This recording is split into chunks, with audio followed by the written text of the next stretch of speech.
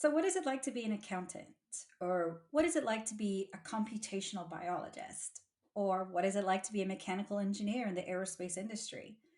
Informational interviews help you learn about someone's background, their career path, their life experiences, all by asking questions.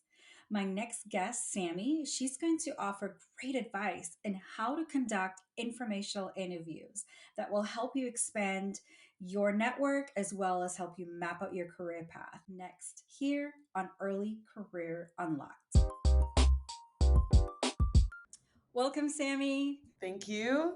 Well, I am so glad you're here today and you're going to share about your insights and how to do an informational interview or how to conduct an informational interview. But before you tell us about this topic, tell us a little bit about you. Well, my name is Sammi Lotti. I am a product manager on the marketing team at Adaptive Biotechnologies. So, what that looks like is I manage one of the products. I work with different doctors. I focus more on our technology and creation of different educational materials and things like that. So, product managers can look like a lot of different things. Mine is specifically medical focused and looking at education and learning. Wonderful.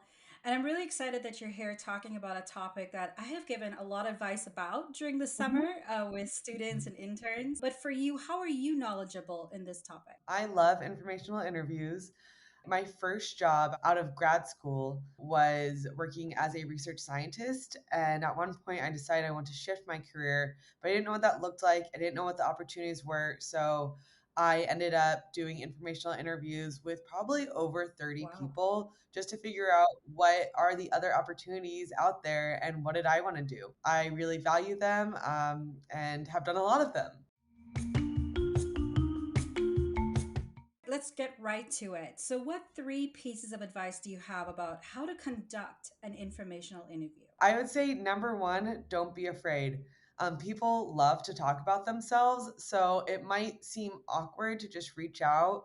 Sometimes reaching out just means like looking at someone up on LinkedIn, looking at their job. And I've had Right. people randomly reach out to me from my alma mater, being like, hey, you went to this college.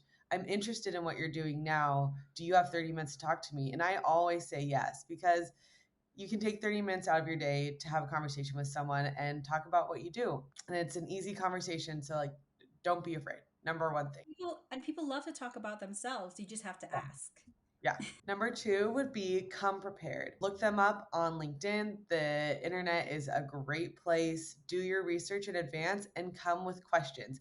Have a list of questions that you want to ask them. You might not get to all of them, but it's important that you're ready to ask those questions. And you can do more generic ones like describe your job to me. What do you love about your job? That was one of my favorite ones to ask because I was deciding whether or not I wanted that job. So when I asked that question, sometimes people be like, I don't really know. And I'd be like, well, maybe I don't want that job. How did you get where you are today? And what advice would you give me? That's a great one because if you're looking at a job that you are interested in, you need to know how to get to that position. So asking them, like, what certificates do I need? What did you study? And figuring out what do you need to do in order to get to that position. I love it. And the other part too, when you're asking these questions, you're already mapping out your next steps if you're still in college, like potential classes you might want to take. Right, right. Number three is have a next step. When I started my search for doing informational interviews, I knew one person who had gotten their PhD and was no longer working in a traditional benchtop scientific role. And so he was the first person I reached out to. And at the end of that conversation, I said, great, do you have more people that you would recommend to me in one of those roles? So one of the things that I'd asked him was, I asked him how he got where he was. I asked about like, here's my background, here's what I'm interested in. Do you have any recommendations? And then he gave me recommendations, and then he gave me a person who was like, you might be interested in doing something like for what I was specifically looking for. He said a medical science liaison, an MSL. And I had no idea what that was. So I was like, do you know any MSLs out there? And he did. And so he connected me with him. And the other next step to follow up with is always write a thank you email. Always say thank you for taking your time.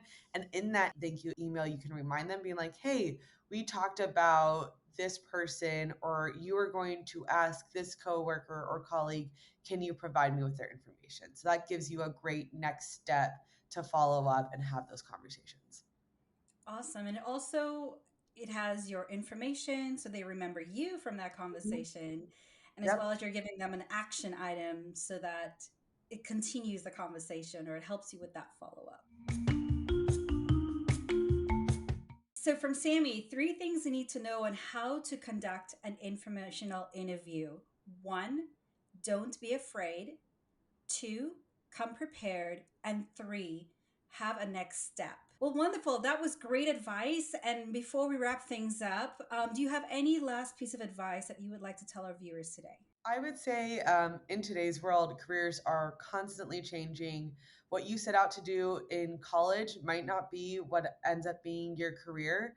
And I think that informational interviews are just like a lifestyle. Right. You know, I did those 30s or so right after to figure out what I wanted to do, but I'm doing informational interviews all the time with my different colleagues at work. When I meet them, I say, hey, what's your job? What does that mean? How did you Great. get there?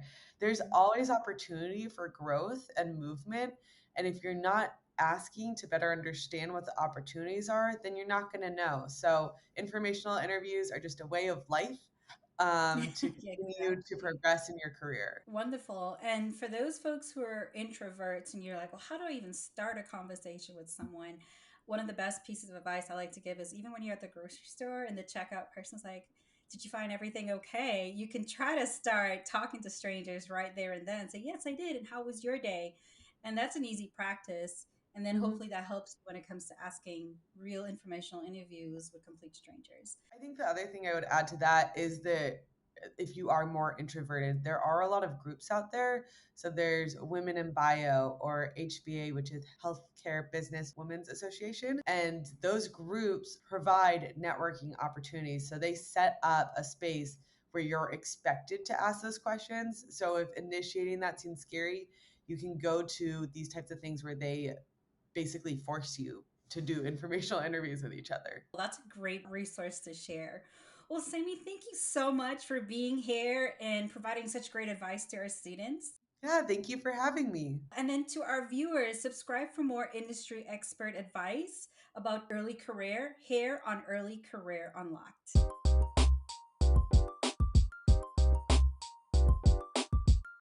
Boom, we're done. That's it.